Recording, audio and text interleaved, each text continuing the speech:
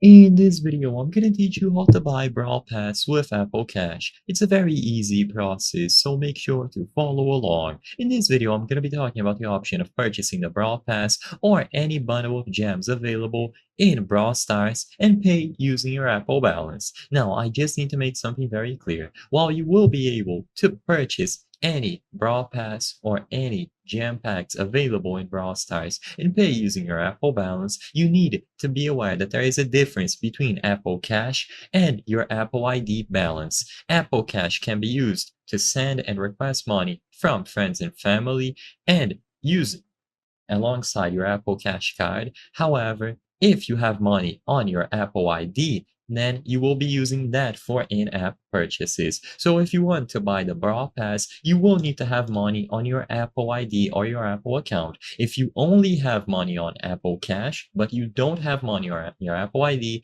then sadly you will not be able to complete this purchase. But all that you have to do is to open Brawl Stars, choose the option to buy the Brawl Pass, and immediately you should see a pop-up telling you to use the balance available on your Apple ID or Apple account. As long as you use the side button or Face ID or any other verification method to confirm, the money will be taken out of your Apple ID balance and you will be able to purchase it. So all that you have to do is open Brawl Stars, choose the option to purchase the pass, and follow the instructions on screen. It's as simple as choosing to purchase. Like I said, if you only have money on your Apple Cash balance, then sadly this will not work. If you acquired an Apple or iTunes gift card, you will be able to redeem it through the App Store, and after it has been redeemed, you will be able to use that balance to make this purchase. But as I've stated, there is a difference between your Apple Cash balance and your Apple ID balance, so keep that in mind.